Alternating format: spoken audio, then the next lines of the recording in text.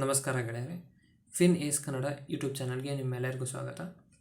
ಇವತ್ತು ನಾವು ಸ್ಟಾಕ್ ಮಾರ್ಕೆಟ್ನಲ್ಲಿ ಇನ್ವೆಸ್ಟ್ಮೆಂಟ್ ಮಾಡೋದರ ಒಂದು ಉಪಯೋಗ ಅಥವಾ ಅಡ್ವಾಂಟೇಜಸ್ ಬಗ್ಗೆ ತಿಳಿದುಕೊಳ್ಳೋಣ. ಇದು ಬಿಗಿನರ್ಸ್ ಯಾರು ಈಗೀಗ ಸ್ಟಾರ್ಟ್ ಮಾಡಿರ್ತಾರೋ ಅಥವಾ ಇನ್ನೂ ಇನ್ವೆಸ್ಟ್ಮೆಂಟನ್ನು ಯಾರು ಶುರು ಮಾಡಿಲ್ವೋ ಅವರಿಗೋಸ್ಕರ ಮಾಡ್ತಾ ಇರುವಂತಹ ಒಂದು ವಿಡಿಯೋ. ನೀವು ಇನ್ವೆಸ್ಟ್ಮೆಂಟನ್ನು ಶುರು ಮಾಡಿದ್ದೀರಾ ಅಂದ್ರೂ ಈ ಒಂದು ವಿಡಿಯೋನ ನೋಡಬೇಕಾಗಿದೆ. ಕೆಲವೊಂದಿಷ್ಟು ಪಾಯಿಂಟ್ಸನ್ನು ಈ ಒಂದು ವಿಡಿಯೋದಲ್ಲಿ ನಾನು ಕವರ್ ಮಾಡಿದ್ದೇನೆ. ಇದರಿಂದ ನಿಮಗೂ ಸಹ ಕೆಲವೊಂದಿಷ್ಟು ಉಪಯುಕ್ತ ವಿಷಯಗಳು ಅಥವಾ ಕಾನ್ಸೆಪ್ಟ್ಗಳು ನಿಮಗೆ ಅರ್ಥ ಆಗ್ಬೋದು. ನೀವಿನ್ನೂ ನಮ್ಮ ಚಾನಲ್ಗೆ ಸಬ್ಸ್ಕ್ರೈಬ್ ಮಾಡಿಲ್ಲ ಅಂದರೆ ಚಾನಲ್ಗೆ ಸಬ್ಸ್ಕ್ರೈಬ್ ಮಾಡಿ, ಬೆಲ್ಲೈಕನ್ನ ಹಿಟ್ ಮಾಡಿ. ನೀವಿನ್ನೂ ಇನ್ವೆಸ್ಟ್ಮೆಂಟನ್ನು ಶುರು ಮಾಡಿಲ್ಲ ಅಂದರೆ ಡಿಸ್ಕ್ರಿಪ್ಷನ್ ಬಾಕ್ಸ್ನಲ್ಲಿ ಲಿಂಕ್ ಇದೆ, ನೀವು ಅಲ್ಲಿಂದ ಅಕೌಂಟನ್ನು ಓಪನ್ ಮಾಡಿ ಇನ್ವೆಸ್ಟ್ಮೆಂಟನ್ನು ಶುರು ಮಾಡ್ಬೋದಾಗಿದೆ. ಅಕೌಂಟ್ ಓಪನಿಂಗ್ ಫ್ರೀ ಇದೆ, ಆದರೆ ಪ್ರತಿ ಟ್ರಾನ್ಸಾಕ್ಷನ್ಗೆ ಇಲ್ಲಿ ನಾವು ಫೀಸನ್ನು ಕೊಡಬೇಕಾಗುತ್ತೆ. 20 ರೂಪೀಸ್ ಪರ್ ಆರ್ಡರ್ ಇರುತ್ತೆ. ಅದನ್ನು ಕನ್ಸಿಡರ್ ಮಾಡಿ ನಿಮಗೆ ಇಷ್ಟ ಇದ್ದರೆ ನೀವು ಅಲ್ಲಿಂದ ಅಕೌಂಟನ್ನು ಓಪನ್ ಮಾಡ್ಬೋದು. ಹಾಗಾದರೆ ಇವತ್ತು ನಾವು ಸ್ಟಾಕ್ ಮಾರ್ಕೆಟ್ನಲ್ಲಿ ಇನ್ವೆಸ್ಟ್ಮೆಂಟ್ ಬಗ್ಗೆ ಮಾತಾಡೋಣ. ನಿಮಗೆ ಸ್ಟಾಕ್ ಮಾರ್ಕೆಟ್ ಬಗ್ಗೆ ಯಾವ ರೀತಿ ಗೊತ್ತಾಯಿತು ಅನ್ನೋದನ್ನು ಕೆಳಗಡೆ ಕಮೆಂಟ್ ಬಾಕ್ಸ್ನಲ್ಲಿ ತಿಳಿಸಿ, ಹಾಗೂ ಯಾರಿಂದ ಗೊತ್ತಾಯಿತು ಅನ್ನೋದನ್ನು ಸಹ ನೀವು ಅಲ್ಲಿ ಮೆನ್ಷನ್ ಮಾಡಿ. ಹಾಗಾದರೆ ಸ್ಟಾಕ್ ಮಾರ್ಕೆಟ್ ಇವತ್ತಿನ ದಿನಗಳಲ್ಲಿ ನಾವು ನೋಡ್ತಾ ಇದ್ದೀವಿ, ಭಾರತದಲ್ಲಿ ಹೋದ 4 ವರ್ಷಗಳಲ್ಲಿ ಸ್ಟಾಕ್ ಮಾರ್ಕೆಟ್ನಲ್ಲಿ ಇನ್ವೆಸ್ಟ್ ಮಾಡುವಂತಹ ಇನ್ವೆಸ್ಟರ್ಸ್ನ ಸಂಖ್ಯೆ 13 ಕೋಟಿಯಷ್ಟಾಗಿದೆ. ಮೊದಲು ಕೇವಲ 1 ಕೋಟಿಗಿಂತಲೂ ಕಡಿಮೆ ಜನರು ಈ ಒಂದು ಸ್ಟಾಕ್ ಮಾರ್ಕೆಟ್ನಲ್ಲಿ ಇನ್ವೆಸ್ಟ್ ಮಾಡ್ತಾ ಇದ್ದರು. 2020ರ ನಂತರ ಈ ಒಂದು ಮಾರ್ಕೆಟ್ ಬಗ್ಗೆ ಬಹಳಷ್ಟು ಇನ್ಫಾರ್ಮೇಷನ್ ಶೇರ್ ಆಯಿತು. ಅದರಿಂದ ಇನ್ವೆಸ್ಟರ್ಸ್ ಬಹಳ ಜನ ಯಾರ್ಯಾರಿಗೂ ಗೊತ್ತಿದ್ದಿಲ್ವೋ ಅವರೆಲ್ಲರೂ ಮಾರ್ಕೆಟ್ನಲ್ಲಿ ಬಂದರು ಇನ್ವೆಸ್ಟ್ ಮಾಡೋಕ್ಕೆ. ಸ್ಟಾಕ್ ಮಾರ್ಕೆಟ್ನಲ್ಲಿ ಇನ್ವೆಸ್ಟ್ಮೆಂಟ್ ಮಾಡಿದ ತಕ್ಷಣವೇ ಅವರಿಗೆ ರಿಟರ್ನ್ಸ್ ಬರಬೇಕು ಅನ್ನುವಂತಹ ಒಂದು ಆಸೆಯಿಂದ ಅವರು ರಿಸ್ಕಿ ಇನ್ವೆಸ್ಟ್ಮೆಂಟನ್ನು ಮಾಡಿದರು. ಯಾರ್ಯಾರು ಎಂಟ್ರಿ ಮಾಡಿದರು ಅವರೆಲ್ಲ ರಿಸ್ಕಿ ಇನ್ವೆಸ್ಟ್ಮೆಂಟ್ ಅಂದರೆ ಡೈರೆಕ್ಟ್ಲಿ ಸ್ಟಾಕ್ಸ್ನಲ್ಲಿ ಇನ್ವೆಸ್ಟ್ ಮಾಡಿದರು. 2020ರಲ್ಲಿ ಮಾರ್ಕೆಟ್ ಏನೋ ಕ್ರ್ಯಾಶ್ ಆಗಿತ್ತು. ಯಾವುದೇ ಒಂದು ಸ್ಟಾಕ್ನಲ್ಲಿ ನೀವು ಇನ್ವೆಸ್ಟ್ ಮಾಡಿದರೆ ಅದು ಒಳ್ಳೆಯ ರಿಟರ್ನ್ಸನ್ನು ಕೊಟ್ಟಿದೆ. ಈಗ ಸದ್ಯಕ್ಕೆ ಮಾರ್ಕೆಟ್ ಯಾವ ರೀತಿಯಾಗಿ ವರ್ಕ್ ಮಾಡ್ತಾ ಇದೆ ನೋಡಿ, ಇದು ಒಂದು ಪರ್ಫೆಕ್ಟ್ ಸಿಚುವೇಶನ್. ಯಾವುದೇ ರೀತಿಯಾದಂತಹ ಒಂದು ಒಳ್ಳೆಯ ಇನ್ವೆಸ್ಟರ್ ಆಗಬೇಕು ಅಂದರೆ ಇಂತಹ ಒಂದು ಮಾರ್ಕೆಟ್ನಲ್ಲಿ ಸಹ ನೀವು ರಿಟರ್ನ್ಸನ್ನು ತೆಗಿಬೇಕು. ಇಲ್ಲಿ ಅಷ್ಟೊಂದು ಸುಲಭ ಅಲ್ಲ ಮಾರ್ಕೆಟ್ನಲ್ಲಿ ರಿಟರ್ನ್ಸನ್ನು ತೆಗೆಯೋದು. ಮಾರ್ಕೆಟ್ನಲ್ಲಿ 2020ನಲ್ಲಿ ಕ್ರ್ಯಾಶ್ ಆದ ನಂತರ ಬಹಳಷ್ಟು ಸ್ಟಾಕ್ಸ್ ಏನಾಗಿತ್ತು, ತಮ್ಮ ಇಂಟ್ರೆನ್ಸಿಕ್ ವ್ಯಾಲ್ಯೂಗಿಂತ ಅಥವಾ ತಮ್ಮ ಒಂದು ವ್ಯಾಲ್ಯೂಯೇಷನ್ಸ್ನಲ್ಲಿ ಬಹಳಷ್ಟು ಕಡಿಮೆ ವ್ಯಾಲ್ಯೂಯೇಷನ್ಸ್ನಲ್ಲಿ ಸಿಗ್ತಾ ಇತ್ತು. ಈಗ ಸದ್ಯಕ್ಕೆ ನೋಡಿದರೆ ಎಲ್ಲ ಸ್ಟಾಕ್ಸ್ ಏನಿದ್ದಾವೆ ಬಹಳಷ್ಟು ದೊಡ್ಡ ವ್ಯಾಲ್ಯೂಯೇಷನ್ಸ್ನಲ್ಲಿ, ಹೈ ವ್ಯಾಲ್ಯೂಯೇಷನ್ಸ್ನಲ್ಲಿ ಸಿಗ್ತಾ ಇದ್ದಾವೆ. ಇಂತಹ ಸಂದರ್ಭದಲ್ಲಿ ಸ್ಟಾಕ್ಸನ್ನು ಹುಡುಕೋದು ಬಹಳಷ್ಟು ಕಷ್ಟ. ಅದರಿಂದ ನನ್ನ ಒಂದು ಸಜೆಷನ್ ಏನಪ್ಪ ಅಂತಂದರೆ, ಇನ್ನೂ ಇನ್ವೆಸ್ಟ್ಮೆಂಟನ್ನು ಶುರು ಮಾಡದೇ ಇರುವವರು ಅಥವಾ ಇನ್ನೂ ಈಗಲೇ ಇನ್ವೆಸ್ಟ್ಮೆಂಟನ್ನು ಶುರು ಮಾಡಿದವರು, ಬಿಗಿನರ್ಸ್ ಹಾಗೂ ಇನ್ನು ಯಾರು ನೋವಾಯ್ಸ್, ಯಾರು ಇನ್ವೆಸ್ಟ್ಮೆಂಟನ್ನು ಏನು ಶುರು ಮಾಡಿಲ್ಲೋ ಅವರಿಗೆ ನನ್ನ ಒಂದು ಸಜೆಷನ್ ಏನಪ್ಪ ಅಂತಂದರೆ, ಫಸ್ಟ್ ನೀವು ಸ್ಟಾಕ್ಸ್ನಲ್ಲಿ ಇನ್ವೆಸ್ಟ್ ಮಾಡೋದಕ್ಕಿಂತ ಮ್ಯೂಚುವಲ್ ಫಂಡ್ಸ್ನಲ್ಲಿ ಇನ್ವೆಸ್ಟ್ಮೆಂಟನ್ನು ಶುರು ಮಾಡಿ. ಹಾಗಂತ ನೀವು ಲಕ್ಷಗಟ್ಟಲೆ ಇನ್ವೆಸ್ಟ್ಮೆಂಟನ್ನು ಒಂದೇ ಸರಿಗೆ ಮ್ಯೂಚುವಲ್ ಫಂಡ್ನಲ್ಲಿ ಇನ್ವೆಸ್ಟ್ ಮಾಡಿ ಅಂತಲ್ಲ. ಒಂದು ಸಿಸ್ಟಮೆಟಿಕ್ ಆಗಿ SIP ಮಾಡಿ, ಇಂಡೆಕ್ಸ್ ಫಂಡ್ ಆಗಿರ್ಬೋದು ಅಥವಾ ಯಾವುದೇ ರೀತಿಯಾದಂತಹ small cap, mid cap, large cap, ನಿಮಗೆ ಇಷ್ಟ ಬರುವಂತಹ ಒಂದು ಮ್ಯೂಚುವಲ್ ಫಂಡ್ನಲ್ಲಿ ಫಸ್ಟ್ ನೀವು ಮ್ಯೂಚುವಲ್ ಫಂಡ್ನಲ್ಲಿ ಇನ್ವೆಸ್ಟ್ ಮಾಡಿ. ಮ್ಯೂಚುವಲ್ ಫಂಡ್ನಲ್ಲಿ ಇನ್ವೆಸ್ಟ್ ಮಾಡಿದರೆ ನಿಮಗೇನಾಗುತ್ತೆ, ನಿಮ್ಮ ಕ್ಯಾಪಿಟಲ್ ಏನಿರುತ್ತೆ ಭಾಳಷ್ಟು ಬೇರೆ ಬೇರೆ ಕಂಪನಿಗಳಲ್ಲಿ ಡಿವೈಡ್ ಆಗುತ್ತೆ. ಇದರಿಂದ ರಿಸ್ಕ್ ಸಹ ಕಡಿಮೆ ಆಗುತ್ತೆ. ಇದು ಫಸ್ಟ್ ಆ್ಯಂಡ್ ಫಾರ್ಮೋಸ್ಟ್ ಕೆಲಸ ನೀವು ಮಾಡುವಂಥದ್ದು. ಡೈರೆಕ್ಟ್ಲಿ ನೀವು ಅಕೌಂಟನ್ನು ಓಪನ್ ಮಾಡಿದ ತಕ್ಷಣ ಸ್ಟಾಕ್ಸ್ನಲ್ಲಿ ಇನ್ವೆಸ್ಟ್ ಮಾಡೋಕ್ಕೆ ಹೋಗಬೇಡಿ. ಫಸ್ಟ್ ಮ್ಯೂಚುವಲ್ ಫಂಡ್ನಲ್ಲಿ ಇನ್ವೆಸ್ಟ್ ಮಾಡಿ. ಮ್ಯೂಚುವಲ್ ಫಂಡ್ನಲ್ಲಿ ನೀವು ಸ್ವಲ್ಪ ಹೊತ್ತು ಅಂದರೆ ಆಲ್ಮೋಸ್ಟ್ 1 ವರ್ಷ 2 ವರ್ಷ ತನಕ ನೀವು ಮ್ಯೂಚುವಲ್ ಫಂಡ್ನಲ್ಲಿ ಸಿಸ್ಟಮೆಟಿಕ್ಕಾಗಿ ಇನ್ವೆಸ್ಟ್ಮೆಂಟನ್ನು ಮಾಡಿ, ನಂತರ ಸರಿಯಾಗಿ ಸ್ಟಾಕ್ಸ್ನ ರಿಸರ್ಚ್ ಮಾಡೋದು ಹೇಗೆ, ಸ್ಟಾಕ್ಸ್ನಲ್ಲಿ ಯಾವ್ಯಾವ ಪ್ಯಾರಾಮೀಟರ್ಸನ್ನು ನೋಡಿ ರಿಸರ್ಚ್ ಮಾಡಬೇಕಾಗುತ್ತೆ ಅನ್ನುವಂಥದ್ದನ್ನು ಅರ್ಥ ಮಾಡ್ಕೊಳ್ಳಿ ಫಸ್ಟ್ ಮಾರ್ಕೆಟನ್ನು 1-2 ವರ್ಷ. ಅದರ ನಂತರ ನೀವು ಇನ್ವೆಸ್ಟ್ಮೆಂಟನ್ನು ಶುರು ಮಾಡಿ. ನಾವು ಇಲ್ಲಿ ಒಂದು ಶಬ್ದವನ್ನು ಮಾತಾಡ್ತೀವಿ, ಏನಪ್ಪ ಅಂತಂದರೆ FOMO, fear of missing out. ನೀವು ಮಾರ್ಕೆಟ್ನಲ್ಲಿ ನೋಡ್ತಾ ಇರ್ತೀರ, ಕೆಲವೊಂದಿಷ್ಟು ಸ್ಟಾಕ್ಸು ಒಂದೇ ದಿವಸದಲ್ಲಿ 15%, 20% ರಿಟರ್ನ್ಸನ್ನು ಕೊಡ್ತವೆ. ಅದನ್ನು ನೋಡಿ ನೀವು ಆಕರ್ಷಿತರಾಗಿ ಡೈರೆಕ್ಟ್ಲಿ ಸ್ಟಾಕ್ನಲ್ಲಿ ಇನ್ವೆಸ್ಟ್ ಮಾಡೋದಕ್ಕೆ ಹೋಗ್ತೀರಾ. ಇದರಿಂದ ಏನಾಗುತ್ತೆ, ನಿಮ್ಮ ಕ್ಯಾಪಿಟಲನ್ನು ಬಹಳಷ್ಟು ದೊಡ್ಡ ರಿಸ್ಕ್ಗೆ ಎಕ್ಸ್ಪೋಸ್ ಮಾಡ್ತೀರಾ. ಆ ಸ್ಟಾಕ್ಸ್ ಏನಿದ್ದಾವೆ, ನೀವು ಯಾವುದೇ ರೀತಿಯಂತಹ ಫಂಡಮೆಂಟಲ್ ರಿಸರ್ಚನ್ನು ಮಾಡೋದಿಲ್ಲ, ಏನೂ ಮಾಡೋದಿಲ್ಲ. ಯಾವುದಾದ್ರೂ ಸೋಷಿಯಲ್ ಮೀಡಿಯಾದಲ್ಲಿ ಅಥವಾ ನಮ್ಮಂತಹ ಒಂದು ವಿಡಿಯೋಗಳಲ್ಲಿ ಹೇಳಿದಂಥ ಸ್ಟಾಕ್ಗಳಲ್ಲಿ ನೀವು ಇನ್ವೆಸ್ಟ್ ಮಾಡ್ತೀರಾ, ಆಗ ನಿಮ್ಮ ನಿಮ್ಮ ಕ್ಯಾಪಿಟಲ್ಗೆ ರಿಸ್ಕ್ ಬಂದು ನೀವು ಲಾಸ್ ಸಹ ಫೇಸ್ ಮಾಡುವಂಥ ಚಾನ್ಸಸ್ ಇರುತ್ತೆ. ಅದರಿಂದ ಫಸ್ಟ್ ನೀವು ಏನು ಮಾಡ್ತೀರಾ, ಫಸ್ಟ್ ಮ್ಯೂಚುವಲ್ ಫಂಡ್ನಲ್ಲಿ ಇನ್ವೆಸ್ಟ್ ಮಾಡಿ. ಮ್ಯೂಚುವಲ್ ಫಂಡ್ನಲ್ಲಿ ಬಹಳಷ್ಟು ಕೆಟಗರೀಸ್ ಇದ್ದಾವೆ. ನಿಮಗೆ ಯಾವ ಮ್ಯೂಚುವಲ್ ಫಂಡ್ ಕೆಟಗರಿ ಇಷ್ಟ ಆಗುತ್ತೋ ಅದರಲ್ಲಿ ಇನ್ವೆಸ್ಟ್ಮೆಂಟನ್ನು ಶುರು ಮಾಡಿ.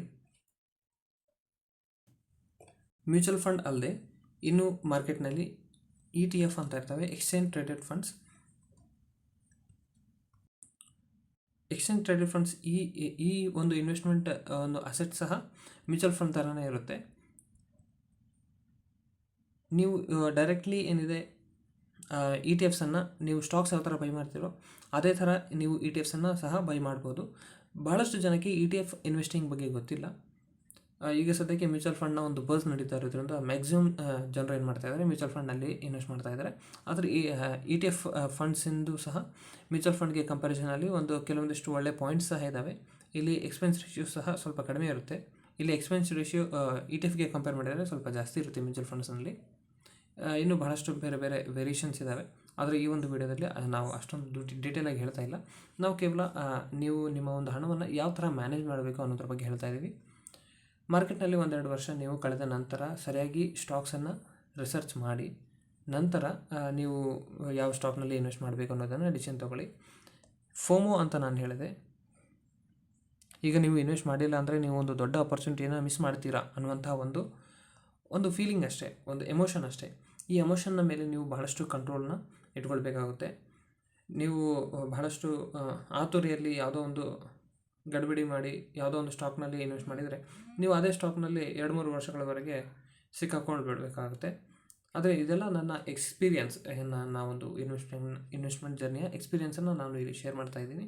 ಇದು ನಿಮಗೆ ಸಹ ಒಂದು ವ್ಯಾಲ್ಯೂಬಲ್ ಇನ್ಪುಟ್ ಆಗ್ಬೋದು ಅಂತ ನಾನು ಅಂದ್ಕೊಳ್ತೀನಿ. ಯಾವುದೇ ಒಂದು ಸ್ಟಾಕ್ ರ್ಯಾಲಿ ಕೊಡಲಿ, ಆ ಸ್ಟಾಕ್ ಎಲ್ಲಿಗೂ ಹೋಗೋದಿಲ್ಲ. ಬೇರೆ ಸ್ಟಾಕ್ನಲ್ಲಿ ಸಹ ಅದೇ ಪೊಟೆನ್ಷಿಯಾಲಿಟಿ ಇರುತ್ತೆ ಸ್ಟಾಕ್ನಲ್ಲಿ ರಿಟರ್ನ್ಸ್ ಕೊಡೋದಕ್ಕೋಸ್ಕರ. ನೀವೇನು ಲಕ್ಷಗಟ್ಟಲೆ ಇನ್ವೆಸ್ಟ್ಮೆಂಟನ್ನು ಶುರು ಹಾಕೋದಿಲ್ಲ. ಲಕ್ಷಗಟ್ಟಲೆ ಇನ್ವೆಸ್ಟ್ಮೆಂಟ್ ಮಾಡಿದರೆ ಮಾತ್ರ ಕೋಟಿಯಷ್ಟು ರಿಟರ್ನ್ ಸಿಗುತ್ತೆ ನಿಮಗೆ, ಸ್ವಲ್ಪ ಕಡಿಮೆ ಅವಧಿಯಲ್ಲಿ. ಆದರೆ ನಿಮ್ಮ ಒಂದು ಇನ್ವೆಸ್ಟ್ಮೆಂಟ್ ಕ್ಯಾಪಿಟಲ್ ಬಹಳ ಕಡಿಮೆ ಇರುತ್ತೆ. ಕಡಿಮೆ ಇನ್ವೆಸ್ಟ್ಮೆಂಟ್ ಕ್ಯಾಪಿಟಲ್ ಗ್ರೋ ಆಗಬೇಕು ಅಂದರೆ ಬಹಳ ಸಮಯ ಬೇಕಾಗುತ್ತೆ. ಅದರಿಂದ ಈ ಒಂದು ಫೋಮೋಗೆ ಬಲಿಯಾಗಿ ಯಾವುದೋ ಒಂದು ಸ್ಟಾಕ್ನಲ್ಲಿ ಇನ್ವೆಸ್ಟ್ ಮಾಡಿ ನೀವು ಸಿಕ್ಕಾಕೊಳ್ಳೋದು ಬೇಡ. ಫಸ್ಟ್ ಮ್ಯೂಚುವಲ್ ಫಂಡ್ ಅಥವಾ ETFನಲ್ಲಿ ಇನ್ವೆಸ್ಟ್ ಮಾಡಿ, ನಂತರ ಇಂಡಿವಿಜುವಲ್ ಸ್ಟಾಕ್ಸ್ಗೆ ಬನ್ನಿ. ಆಯಿತಾ? ಅಲ್ಲಿವರೆಗೆ ನಿಮಗೆ ಸರಿಯಾಗಿ ಗೊತ್ತಾಗುತ್ತೆ ಯಾವ ಸ್ಟಾಕ್ನಲ್ಲಿ ಇನ್ವೆಸ್ಟ್ ಮಾಡಬೇಕು, ಮಾಡಬಾರ್ದು ಅನ್ನೋಂಥದ್ದು. ಸೆಕ್ಟರ್ ಅನಾಲಿಸಿಸ್ ಯಾವ ಥರ ಮಾಡಬೇಕು, ಇಂಡಸ್ಟ್ರಿ ಅನಾಲಿಸಿಸ್ ಯಾವ ಥರ ಮಾಡಬೇಕು. ಇಂಡಸ್ಟ್ರಿಯಲ್ಲಿ ಬಂದರೆ ನಾವು ಬೇರೆ ಬೇರೆ ಅದೇ ಒಂದು ಸೆಕ್ಟರ್ಗೆ ರಿಲೇಟೆಡ್ ಕಂಪ್ನಿಗಳಲ್ಲಿ ಪರ್ಫಾರ್ಮೆನ್ಸ್ ಯಾವ ಥರ ಇದೆ, ಆಪ್ರೇಟಿಂಗ್ ಪ್ರಾಫಿಟ್ ಮಾರ್ಜಿನ್ ಎಷ್ಟು ಬರ್ತಾ ಇದೆ, ಅದೆಲ್ಲ ಬೇರೆ ಬೇರೆ ಫ್ಯಾಕ್ಟರ್ಸ್ ಇರ್ತವೆ. ಅದನ್ನು ಸ್ಟಡಿ ಮಾಡಿ ನೀವು ಒಳ್ಳೆ ಸ್ಟಾಕ್ಸನ್ನು ಹುಡುಕ್ಬೋದು. ಆಯಿತಾ? ನಿಮಗೆ ಸೇವಿಂಗ್ಸ್ ಆಗ್ತಾ ಇಲ್ಲ ಅಂದರೆ SIP ಅನ್ನುವಂಥದ್ದು ಬಹಳ ಒಂದು ಒಳ್ಳೆಯ ಮಾಧ್ಯಮ ಅಂತ ಹೇಳ್ಬೋದು.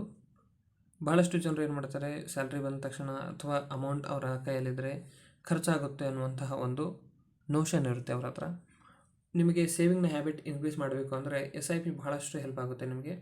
ನೀವು ಯಾವುದೋ ಒಂದು ಪರ್ಟಿಕ್ಯುಲರ್ ಅಮೌಂಟನ್ನು ನೀವು ಫಿಕ್ಸ್ ಮಾಡಿ, ತಿಂಗಳಿಗೆ 5,000 ಆಯಿತು, 6,000, 10,000 ನಿಮ್ಮ ಒಂದು ಕೆಪಾಸಿಟಿಗೆ ತಕ್ಕಂತೆ, ಸೇವಿಂಗ್ನ ಕೆಪಾಸಿಟಿಗೆ ತಕ್ಕಂತೆ SIPಯನ್ನು ಹಾಕಿಬಿಡಿ. ತಂತಾನೇ ಅಮೌಂಟ್ ನೀವು ಕ್ರೆಡಿಟ್ ಆದ ತಕ್ಷಣ ಅಥವಾ ನೀವು ಯಾವ ಡೇಟಿಗೆ ಇಟ್ಟಿರ್ತೀರೋ ತಂತಾನೇ ಆ ಒಂದು ಅಮೌಂಟ್ ಕಟ್ಟಾಗಿ ಆ ಒಂದು ಮ್ಯೂಚುವಲ್ ಫಂಡ್ನಲ್ಲಿ ಜಮಾ ಆಗ್ತಾ ಹೋಗುತ್ತೆ. ಇದರಿಂದ ನಿಮಗೆ ಸಪರೇಟಾಗಿ ಸೇವ್ ಮಾಡೋದಕ್ಕೆ ಒಂದು ಬರ್ಡನ್ ಏನಿರುತ್ತೆ ಅದು ಕಡಿಮೆ ಆಗುತ್ತೆ. SIP ಇದ್ದರೆ ತಂತಾನೆ ಆಟೋಮೆಟಿಕ್ಕಾಗಿ ಆ ಅಮೌಂಟ್ ಕಟ್ ಹಾಕ್ಕೊಂತ ಹೋಗಿಬಿಡುತ್ತೆ. ಮತ್ತು ನೀವು ಸಪ್ರೇಟಾಗಿ ಎಕ್ಸ್ಟ್ರಾ ಎಫರ್ಟ್ಸನ್ನು ಹಾಕೋದೇನು ಬೇಕಾಗೋದಿಲ್ಲ. ಹಾಗೂ ಒಂದು ಮೈಂಡ್ಸೆಟ್ ಸಹ ಸೆಟ್ ಆಗಿಬಿಡುತ್ತೆ. ಇಲ್ಲಿ ನಾವು SIP ಮಾಡಿದ್ದೀವಿ, ಅದಕ್ಕೋಸ್ಕರ ಅಮೌಂಟನ್ನು ನಾವು ರಿಸರ್ವ್ ಇಡಲೇಬೇಕಾಗುತ್ತೆ ಅಂತ ಒಂದು ಮೈಂಡ್ಸೆಟ್ ಕ್ರಿಯೇಟ್ ಆಗುತ್ತೆ. ಅಲ್ಲಿ ನಿಮ್ಮ ಉಳಿತಾಯ ಹೆಚ್ಚಾಗುತ್ತೆ. ನನ್ನ ಒಂದು ಇನ್ವೆಸ್ಟ್ಮೆಂಟ್ ಹ್ಯಾಬಿಟ್ ಭಾಳಷ್ಟು ಜನರಿಗೆ ಇನ್ಸ್ಪೈರ್ ಸಹ ಆಗಿದೆ. ಇದರಿಂದ ಅವರು ಮೊದಲು 5-6 ವರ್ಷದಿಂದ ಅವರು ಯಾವುದೇ ರೀತಿಯಾದಂಥ ಇನ್ವೆಸ್ಟ್ಮೆಂಟನ್ನು ಮಾಡಿದ್ದಿಲ್ಲ. ನನ್ನ ಒಂದು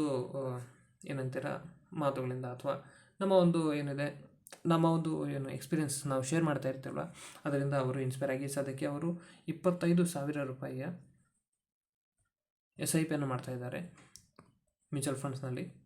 ಅದು ನಾನು ಕ್ರೆಡಿಟ್ ತೊಗೊಳ್ತಾ ಇಲ್ಲ, ಅವರು ಬೇರೆ ಬೇರೆ ಫೈನಾನ್ಸ್ನ ರಿಲೇಟೆಡ್ ಚಾನಲ್ಸನ್ನು ನೋಡ್ತಾ ಇದ್ದಾರೆ, ಬಹಳ ದಿವಸದಿಂದ ನೋಡ್ತಾ ಇದ್ದಾರೆ. ಆದರೆ ಒಂದು ಮೋಟಿವೇಶನ್ ಫ್ಯಾಕ್ಟರ್ ಬೇಕಾಗುತ್ತೆ.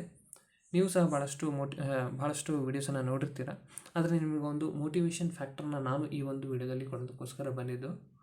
ಇನ್ವೆಸ್ಟ್ಮೆಂಟನ್ನು ಶುರು ಮಾಡಿ, SIPಯನ್ನು ಶುರು ಮಾಡಿ, ಸಿಸ್ಟಮೆಟಿಕ್ಕಾಗಿ ನೀವು ಇನ್ವೆಸ್ಟ್ಮೆಂಟ್ ಮಾಡ್ತಾ ಹೋಗಿ. ಲಾಂಗ್ ಟರ್ಮ್ನಲ್ಲಿ ನಿಮಗೆ ಒಂದು ಒಳ್ಳೆಯ ರಿಟರ್ನ್ಸ್ ಬಂದೇ ಬರುತ್ತೆ.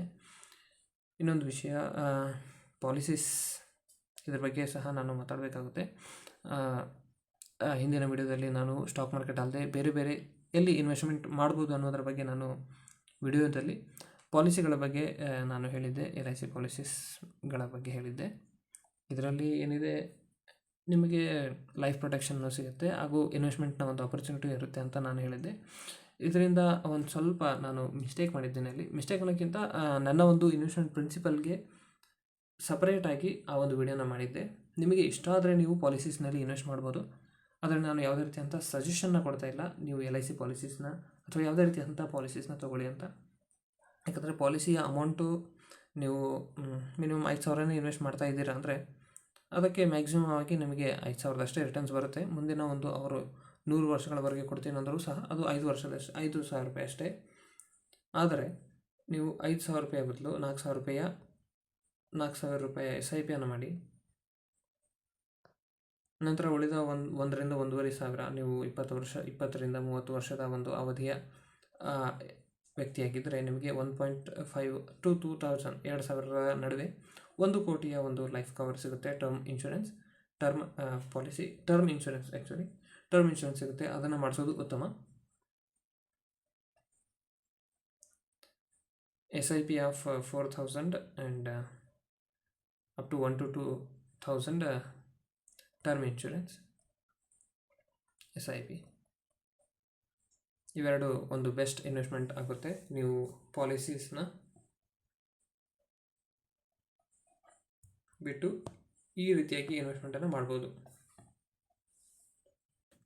ವಿಡಿಯೋ ಬಹಳ ಲೆಂದಿ ಆಗೋಯಿತು.